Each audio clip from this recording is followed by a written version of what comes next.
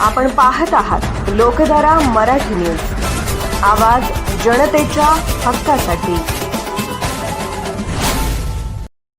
भिंतीवरती लिहून ठेवायला सांगितलं होतं की जा आणि तुमच्या घराच्या भिंतीवरती लिहा की तुम्हाला शासनकर्ते जमात व्हायचं आहे।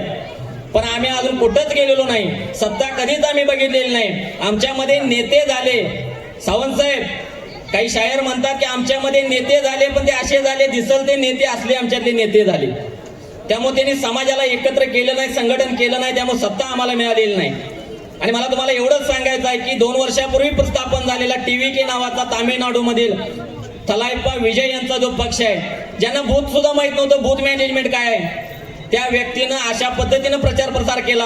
तो व्यक्ती जो आहे तो स्वतः ख्रिश्चन आहे, पण बाबासाहेब आंबेडकर आणि पेरियार यांचे विचार डोक्यामध्ये घेऊन काम करतोय। आणि त्या माणसाला या ठिकाणी या तामिळनाडू मधल्या सुशिक्षित जनतेनं स्वीकारलं आणि त्यांना बहुमत दिलं। पण आज तिथं देखील त्यांना CM पदावरती जाण्यासाठी भाजप कुरघोड्या करते।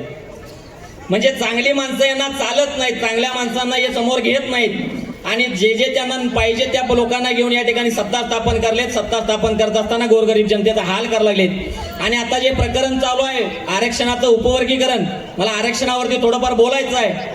बाबासाहेब आंबेडकरांनी ज्यावेळी आरक्षण दिलं त्यावेळी ते फक्त महाराजांना, दलितांना, आदिवासींना दिलं नाही, तर आरक्षण देत असताना बाबासाहेबांनी पहिलं आरक्षण इथल्या OBCंना दिलं। पण आज इथल्या OBCंना त्या आरक्षणाची किंमत नाही, बाबासाहेब आंबेडकरांची किंमत नाही। बाबासाहेब आंबेडकरांची चूक एवढी झाली की ते दलित जातीत जन्माला आले।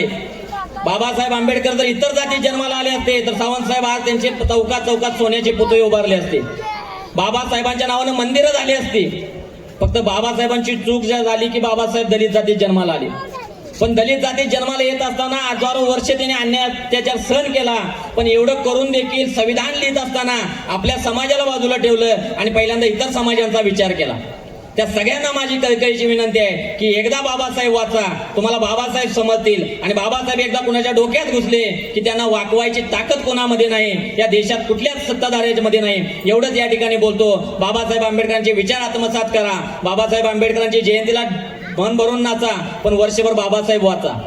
बाबासाहेब वाचला तरच तुम्ही वाचणार आहे, संविधान वाचलं तरच आपण वाचणार आहे, आणि आरक्षण वाचलं तरच आपली येणारी पुढची पिढी या ठिकाणी खऱ्या अर्थानं सुखा समाधानानं जगू शकणार आहे। नाहीतर हीच येणारी पिढी उद्या आमच्या आईबापांना आमच्यासाठी काय केलं, त्या बाबासाहेबांना संविधान दिलं होतं, त्या बाबासाहेबांना आरक्षण दिलं होतं, त्या लोकांना एवढं पण टिकवता आलं नाही का?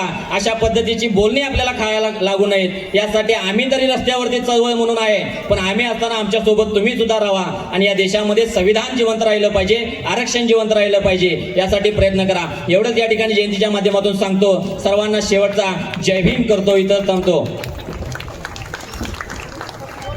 लोकधारा मराठी न्यूजला लाईक करा, शेअर करा आणि सबस्क्राईब करा।